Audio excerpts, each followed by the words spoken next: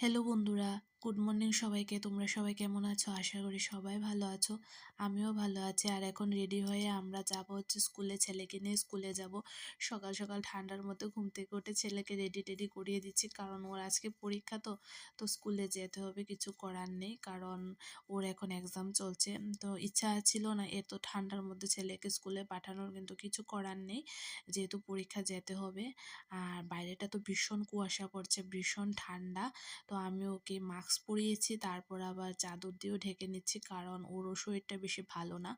তো দেখো যেতে চাইছিল না, তো জোর করে ওকে, যেমন বাচ্চাদের সাথে হয় আর কি, সে মানে ঘুম থেকে উঠে ওরা একটু মেজাজ দেখায় যে যাবো না, এটা করবো না, ওটা করবো না।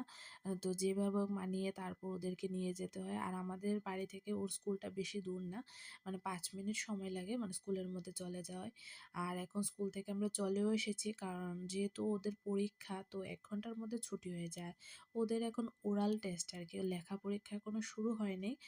ওদের মুখে মুখে যা পরীক্ষা নেওয়া হয়, কিন্তু প্রেজেন্ট তো থাকতে হয়, তো নিয়ে যেতে হয় আর কি। আর সকালবেলা দেখো আমাদের ঘরে ভাজি হচ্ছে রুই মাছ ভাজি। তো বর বাজার থেকে 2 কিলো ওজনের একটা রুই মাছ নিয়ে এসেছে, তো গরম গরম রুই মাছ ভাজি আর ভাত সকালবেলা একদম জমে যাবে খাওয়াটা। এমনিতে তো তরকারি একটা রান্না করা হবে, কিন্তু গরম গরম মাছ ভাজি খেতে আমার ভীষণ ভালো লাগে। আমরা সবাই ভাজিটা একটু পছন্দ করি, বিশেষ করে মাছ ভাজি। আর এখন বিকেলবেলা এখন ছেলেকে নিয়ে যাব হচ্ছে ডক্টরের কাছে, কারণ তোমাদেরকে তো বলেছি যে ছেলের শরীরটা এখন ভালো যাচ্ছে না, প্রচণ্ড কাশি আর সর্দি। সর্দিটা যেমন তেমন, কাশিটা প্রচণ্ড হয়ে গেছে, কিছু খেতে পারছে না, তারপর খেলে বমি করে দিচ্ছে, এমনটা হচ্ছে। তো ওকে এখন সন্ধ্যাবেলা ডাক্তারের কাছে নিয়ে যাচ্ছি। কাশিটা হয়েছে 4-5 দিন হয়ে গেছে। এমনিতে ওর প্রেসক্রিপশন থেকে ওষুধ খাইয়েছি, কিন্তু একদমই কমছিল না। তো এখন তো ডাক্তারের কাছে নিয়ে যেতে হবে।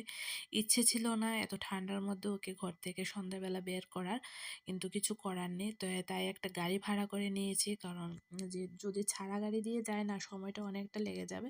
তো একটা গাড়ি ভাড়া করে নিয়েছি, কারণ আমাদের বাড়ি থেকে না ডক্টরের চেম্বারটা অনেকটা দূরে, টাউনে, আমাদের বাড়িটা একটু দূরে, তো তাই গাড়ি ভাড়া করে নিয়েছি। আর এমনি তো বাইকে করে যায় বা ছাড়া গাড়ি দিয়েও যায়, কিন্তু এখন এত ঠান্ডার মধ্যে তো যাওয়া অসম্ভব ব্যাপার, এমনিতেও ঠান্ডা লেগে আছে। তো যাই হোক, যাচ্ছে এখন ডক্টরের কাছে, দেখা যাক কি বলে উনি।